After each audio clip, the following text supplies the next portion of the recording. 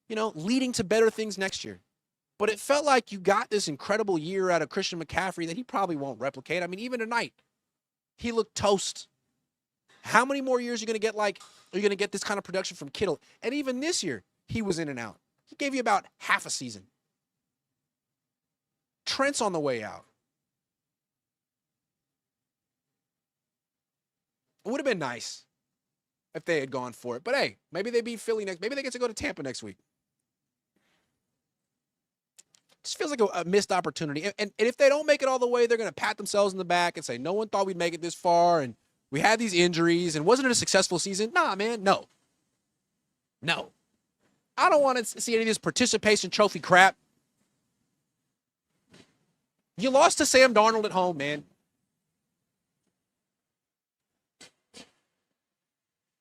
And that's what you get for being so passive. Let's take some more super chats because I have like 70 of them. CM Top Flight says Kyle's new nickname is offensive failure in the biggest of biggest games. It's crazy how some people just have like a fate. It's like Greek tragedy.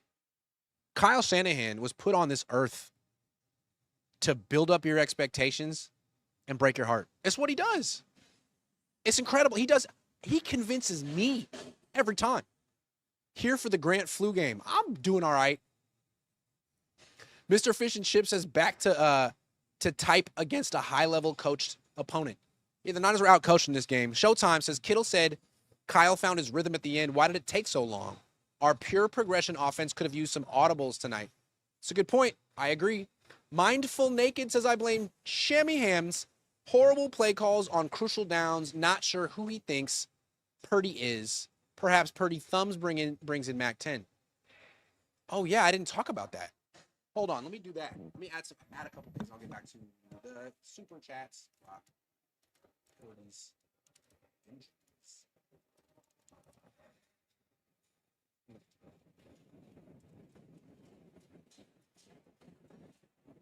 Hold on.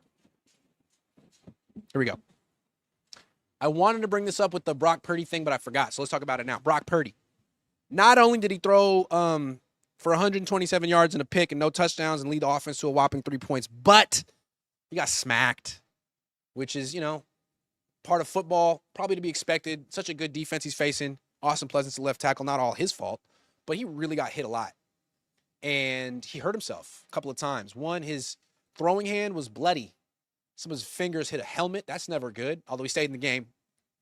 Didn't really make any good passes after that, but stayed in the game. And then at the end, when he got really lit up, apparently he injured his left non-throwing shoulder. And the Niners listed it as a stinger. And we all know how accurate and transparent the Niners are about injuries immediately after games. Pardon me. Brock Purdy went to the podium and was asked about the shoulder, and he said, we'll have to see how it feels tomorrow. I've heard him say that before, and that means that he may not play the next game. We'll have to see. It didn't feel great after the game, and who knows, it could feel a lot worse tomorrow. This is the thing with Brock. Again, he's a hell of a quarterback. Back-to-back games with 5 touchdowns. That's incredible. I mean, only like 7 quarterbacks in NFL history have ever done that. He has great stretches. He's a good quarterback, and I'm glad the Niners have him. But he gets hurt a lot. Now, you got to give him credit. Like, he has been very responsible with the football. I mean, the interception today wasn't a bad decision. I don't think he's made many bad decisions over the last month and a half.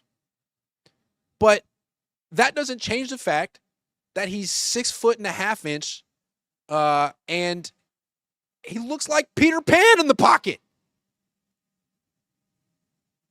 He is the Peter Pan of quarterbacks. You can't catch him, but if you get him and Tinkerbell in that pocket, he's engulfed. He can't fly most of the time. So $53 million a year for about 8-9 games and a killer stretch against Cleveland and Tennessee and Indianapolis and Chicago. Is it worth it? Is it worth it? I don't know.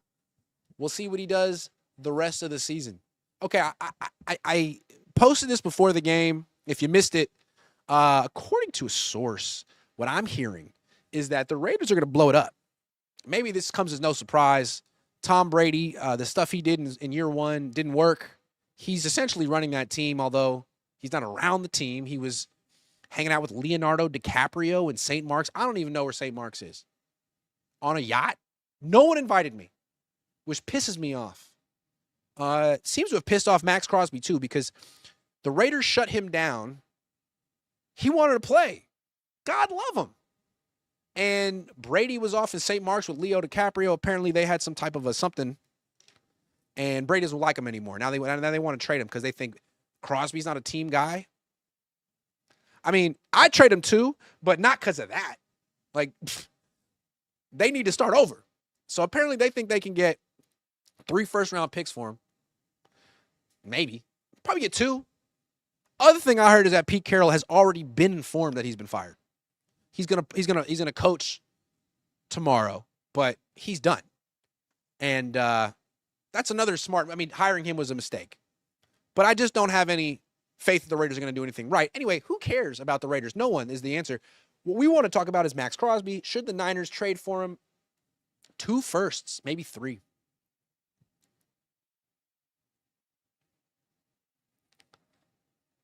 I mean, they gave up. The defense wasn't the reason they lost. If they have Maxx Crosby in this game, the run defense is a little bit better. The defense is better in general. Maybe they give up 10 points instead of 13. But now it seems like, man, you need those first-round picks. You need 2 wide receivers. Don't you? I don't know that Maxx Crosby necessarily fixes everything. Like, Jennings got to go. Pearsall might have to go. You could keep Pearsall, but you can't just give him a starting job. You got to go get starting wide receivers, plural.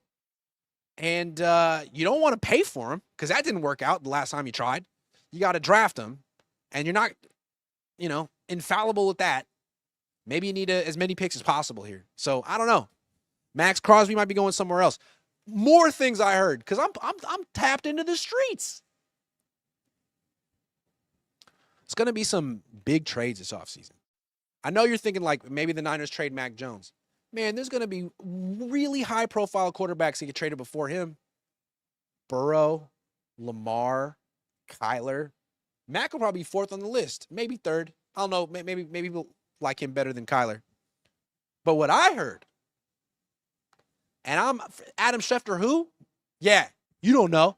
What I heard is that the Vikings are going to offer, doesn't mean they'll get him, but they are going to offer J.J. McCarthy, Jonathan Greenard, 2 first-round picks to the Bengals for Joe Burrow.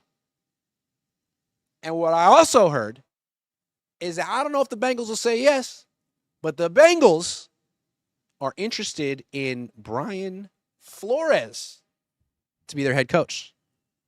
Vikings defensive coordinator Brian Flores, who was the head coach with the Dolphins, did a pretty good job. Couldn't make it work with Tua. It was Tua. He's been a hell of a defensive coordinator. I don't know. This is just NFL stuff. I don't know if you care, but I thought it was interesting. Wouldn't the Vikings, imagine Joe Burrow in the NFC. Another reason to go for it this year, man. You could have Joe Burrow in the NFC next year. You could have Lamar Jackson in the NFC next year. Although if Lamar Jackson's going to run for 28 yards a game, I'm not scared of Lamar Jackson. Put it that way.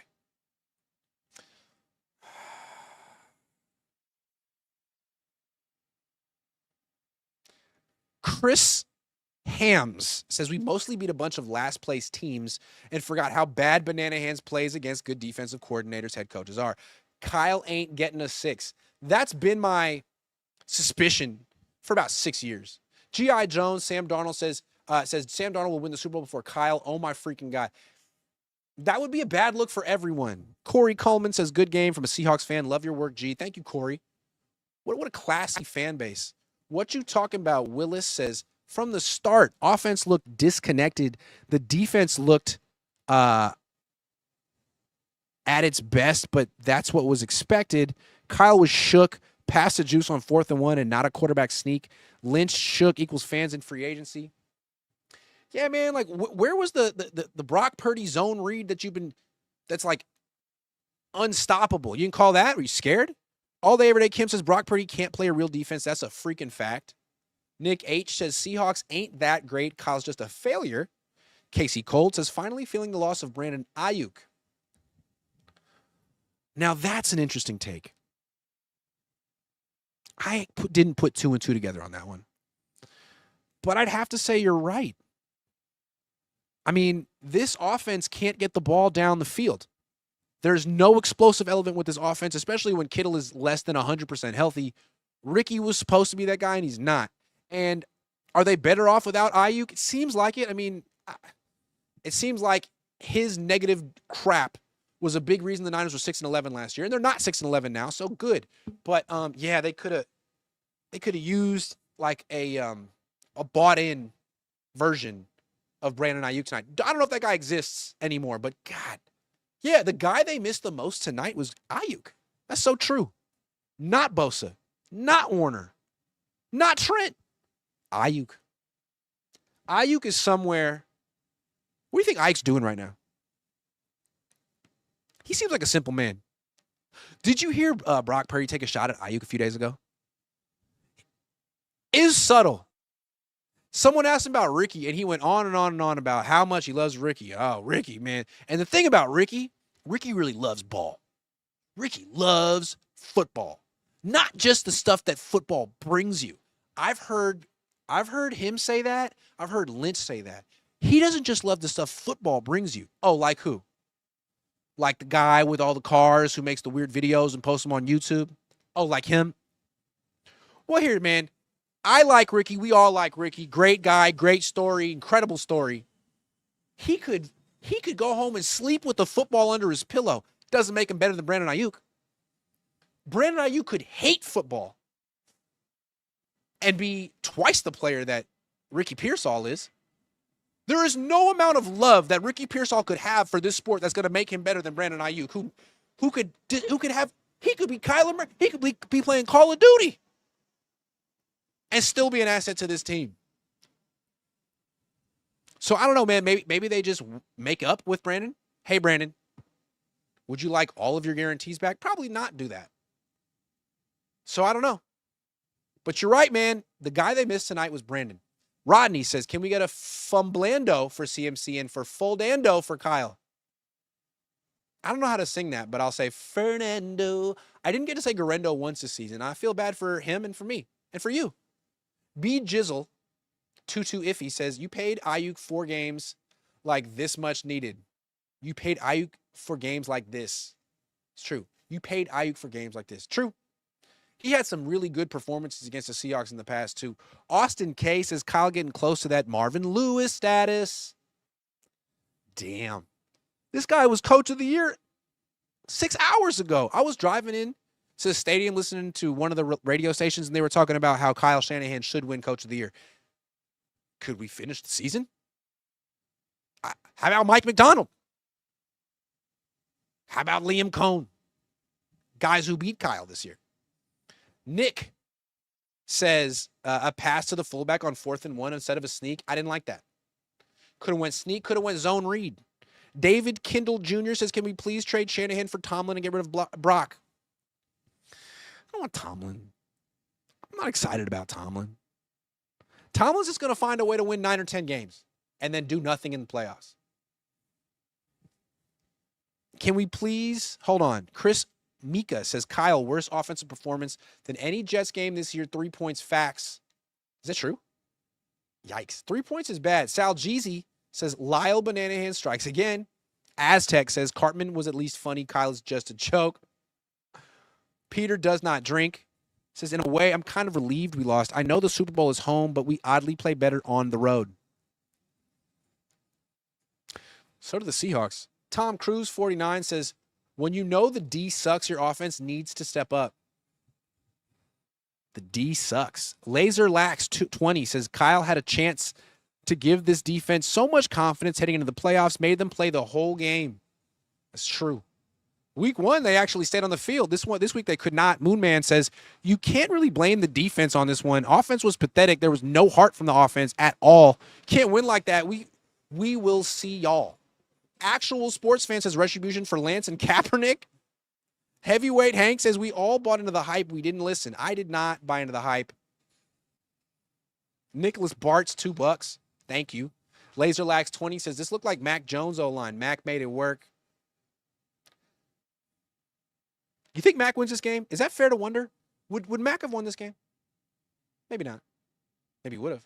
Vin Win says send first, second round drafts and Bosa to the Raiders for Crosby. Better yet, throw in that glass dude Pearsall for free.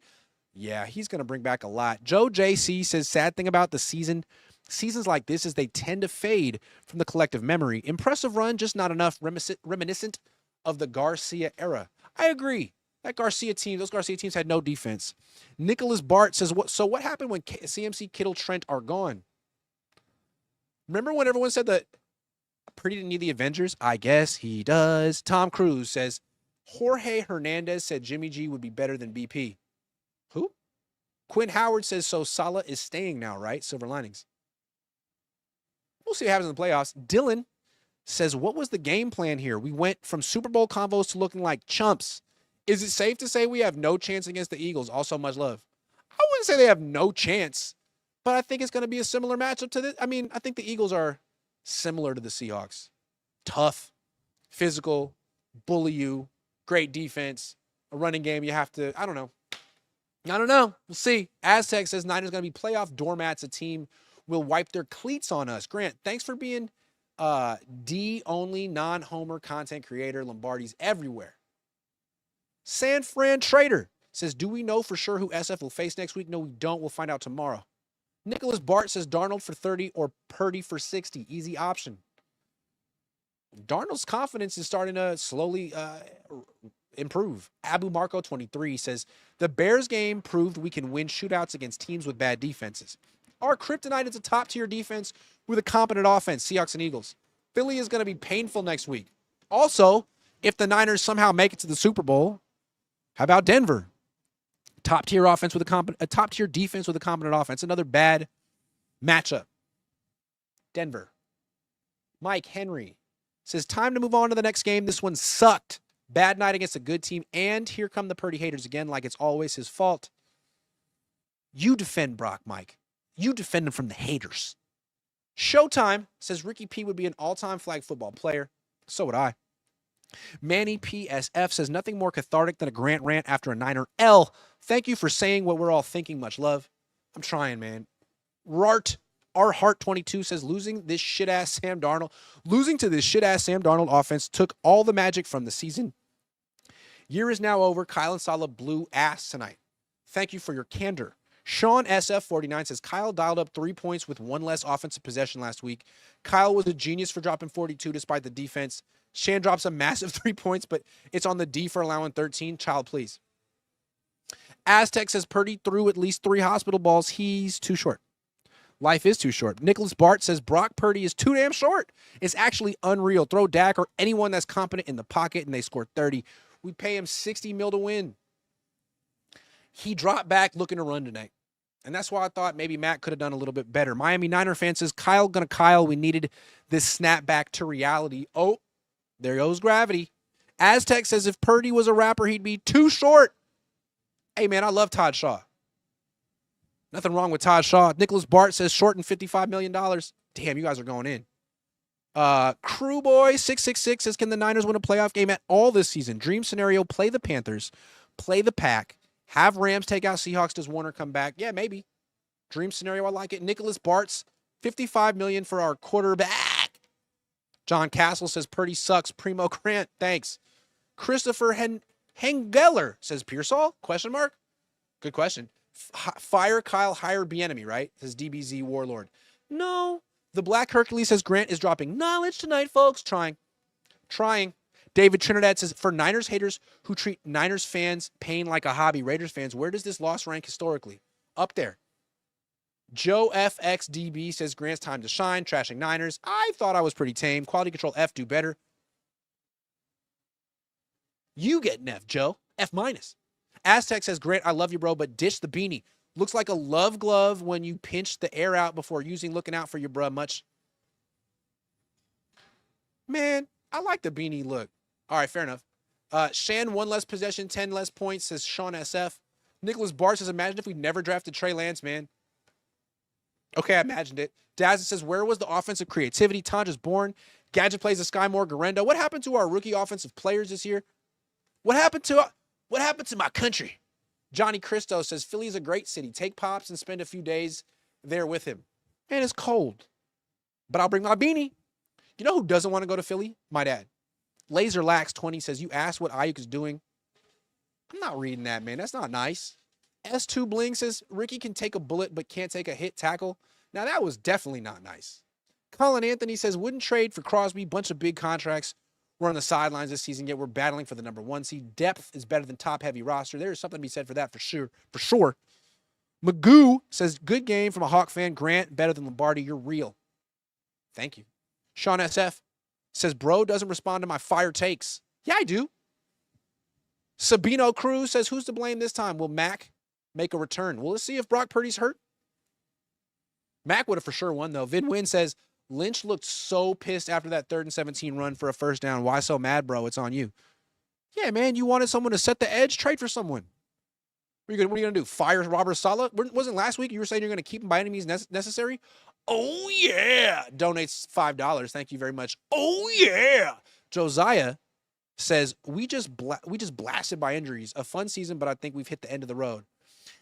Now we've come to the end of the road. Still I can't let go. It's unnatural. You belong to me. I belong to you. That was always the last song at the middle school dance in 2001. Now we've come to the end of the road. And you'd always have that like really romantic moment with your like 8th grade girlfriend or the girl that you were talking to, and you'd be like doing the like. But you start going like Stevie Wonder with it and start singing because it's such a good song, and you get all your boys being like, it's unnatural. You belong to me. Did I just go from a boy to a man right there? Did I? You tell me. NVIX says, sign Sam Darnold. Isn't that the biggest indignity? You lost to Darnold. You've lost to Darnold twice in the last 2 seasons. You are 1-2 against Samuel Darnold since he left. That hurts. It's unnatural. B. White 36 says we need Sherman for DB coach and Willis for linebacker coach. You need me. Oh, yeah, says you didn't post my goose. I'll definitely Purdy than your ass. You didn't post you post. What? I did. I thought I did. Seahawks Seattle says you crack me up, Grant. Love your content. I'm 100% serious. There's nothing funny happening here. You guys are too young to know about Boys to Men. They've been old men for a while. Boys to old men. Aztec says, thanks for putting girl in romantic mood. I was walking into the stadium today, and this guy, it happens every once in a while, was like, oh my God, Grant. I'm like, yo, what's up, man? And he's like, man, I watch you all the time. I'm like, yo, what's your name? And his girlfriend was there. He was like, he's not joking. He watches you all the time. I even know who you are, which is so funny, man. I'm going to tell you, dude, fame is nice. The fame is cool, you know? But it's always a 25-year-old guy who wants to take a picture and give me a hug, which is great. You know what I mean? I'm not in the game. You know, I got a girlfriend. But, like, it's always a guy. Which is great. I'm starting to think that my audience is mostly males.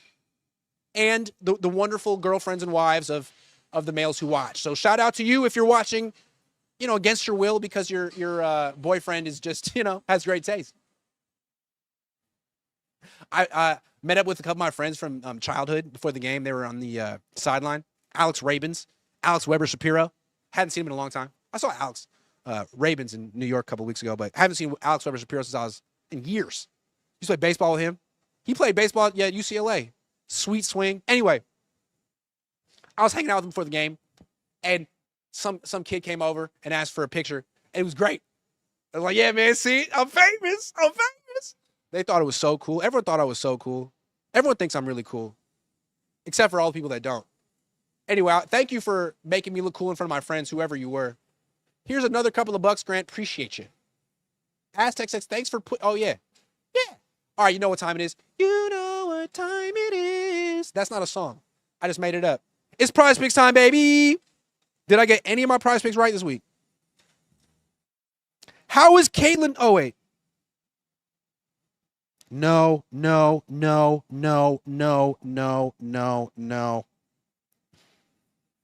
This one was right. No. Well, nothing to look at there. Why don't we look at tomorrow's games? Where the Rams at? There we go. Matthew Stafford, 263.5. I'll take the more against the Cardinals. How about Jacoby Brissett? I'm going to say more just to be crazy because I don't really think much of the Rams defense. Oh, I'm not touching that. Receiving yards, Puka Nacua.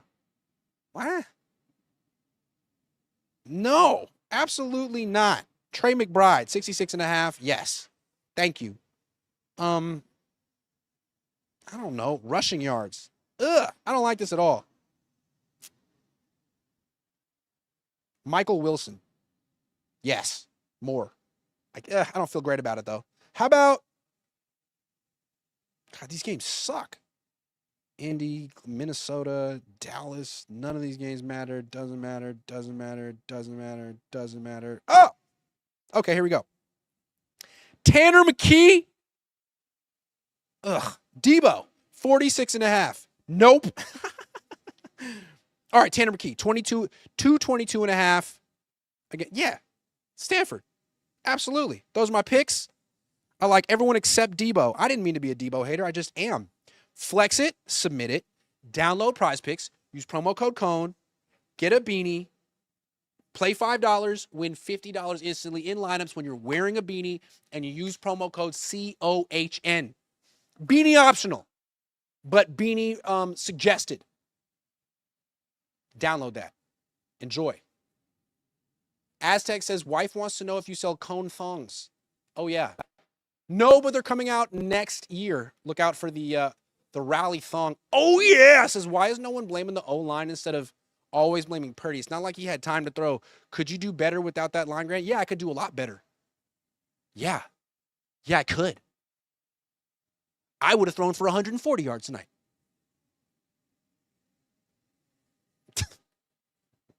My picks all F'd too. Used your promo code, though. Smart man, S2 Bling. You hear that, Prize Picks? People are using it. All right, guys. Thanks for watching. Stay tuned for the grades. There's going to be a lot of F's. Spoiler. Oh, man. You got to hand it to the Niners for saving their worst for the most important times. It's really the hallmark of this regime. And you got to admire consistency because that's what life is all about. Be consistent. Never change. Be you. So they did that. They lost. But you know what? Cheesesteaks next week. I'm going. Whether or not the Niners play the Eagles, I'm going to Philly. West Philadelphia. Born and raised on the playground where I spent